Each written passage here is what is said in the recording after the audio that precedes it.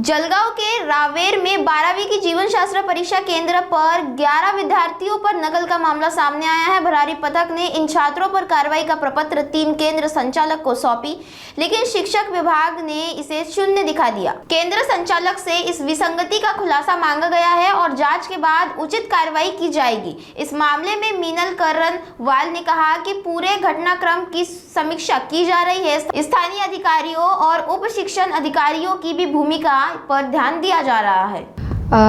आमचे जेव्हा संनियंत्रण अधिकारी त्या शाळेवर गेले होते, त्यांनी 11 विद्यार्थ्यांकडे कॉपी बघितली, तेव्हा त्यांनी त्याची नोंदही घेतली स्पॉटवर। सगळे प्रपत्र भरून केंद्र संचालकांकडे सबमिटही केले, पण नंतर असं निदर्शनास आलं आहे की त्या केंद्र संचालकांनी निरंक अशी रिपोर्टवरती पाठवलेली आहे।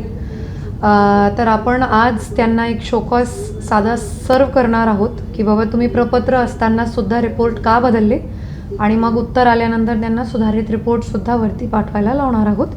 आणि अशी केसेस म्हणजे एक एक्झाम्पल हे आपण सेट करू, त्यांच्यावर कार्यवाही करून की अशी केसेस बाकी जिल्ह्यात कुठेही झाली नाही पाहिजे जे आहेत ते, आणि एका कागदी पुराव्यानंतर तरी हे बदलले नाही पाहिजे, तशी आपण कार्यवाही करू। शासनसुद्धा ठाम आहे कॉपी मुक्त महाराष्ट्रासाठी की बाबा आपण प्रयत्न करायलो गुणवत्तापूर्ण शिक्षणाचा, तर त्यात कॉपी मुक्त असणे हा फार महत्त्वाचा धोरण आहे शासनाचं। त्यामुळं आपण हे जर केंद्र संचालक आहे किंवा शाळा संस्था ही सुद्धा याच्यात मिळून काम करून दिसून आली तर तिकडची काही लिंक्स सापडली तर काही कारवाई संदर्भात दिशा असेल? नाही, हे बघा मी तेच सांगितले की आज आपण मुख्याध्यापकांकडून खुलासा तरी घेऊ की प्रपत्र असताना सुद्धा त्यांनी वेगळी रिपोर्ट का पाठवली, तर एकदा ते आला मग मला पुढची कार्यवाही आणि पुढचा बाईटसुद्धा देता येईल। मी तिथे गेल्यावर त्या काही मुलींकडं कॉपी केसेस सापडल्या, तर त्या मी जप्त केल्या, त्यांचा पेपर पण जप्त केला आणि दुसरी उत्तरपत्रिका देण्याच्या सूचना दिल्या,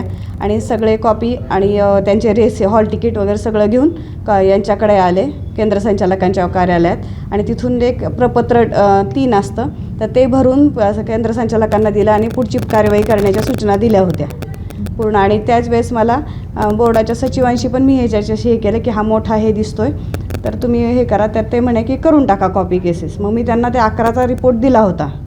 त्याच्यानंतर इथल्या सहनियंत्रण कक्षाला पण सांगितलं होतं की 11 कॉपी केसेस झालेल्या आहेत। परत तिथंच दुपारी पण 3 वाजता संस्कृतचा पेपर होता 10वीचा, त्यामुळे मी तिथेच थांबले, तिथं पण मग परत हे केलं, भेट दिली तिथल्या ह्याला, आणि नंतर मग 5 वाजता मी परत आले। तोपर्यंत त्यांनी मग ते प्रोसेस सुरू होती, म्हणजे तोपर्यंत त्या मुली वगैरे पण थांबल्या होत्या, त्यांच्या सगळ्या सह्या वगैरे घेण्याच्या प्रोसेस चालू होत्या।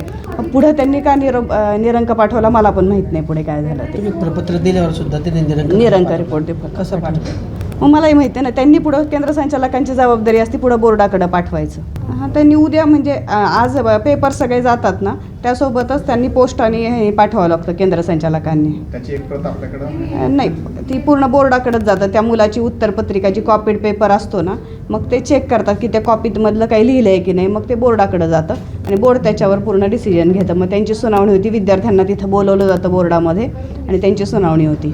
त्यांनी मला ती अभिप्राय पुस्तिका दिलीच नव्हती। त्यांना अशा त्यात कसं होतं 11 झाल्यामुळे एका त्या भरारी पुस्तकाचे पथकाचे हे असतं, त्यामध्ये 3च कॉपी केसेस लिहिता येतात, 3चंच हे असतं। मी त्यांना म्हटलं असे 4-5 लागतील मला, कारण त्या प्रत्येकात नोंद करायला। म्हटलं सगळे भरा, म्हणजे मग मी सगळ्यांवर हे करते। त्यांनी मला तिथं उपलब्धच करून दिली नाही ती अभिप्राय पुस्तिका। ज्यावेळेस संस्कृतचा पेपर झाला ती माझ्याकडे उपलब्ध आहे, त्यांच्या दुसऱ्या पेपरची ह्याच्यातली त्यांनी दिली, पण यांनी ती अभिप्राय पुस्तिकाच मला उपलब्ध करून दिली नाही। आणि त्यातले काही हे होते झेरॉक्स लागत होत्या ना 11, त्याच्यापैकी 7 झेरॉक्स त्यांनी मला दिल्या होत्या आणि 4 अजून दिल्याच नाहीत परत।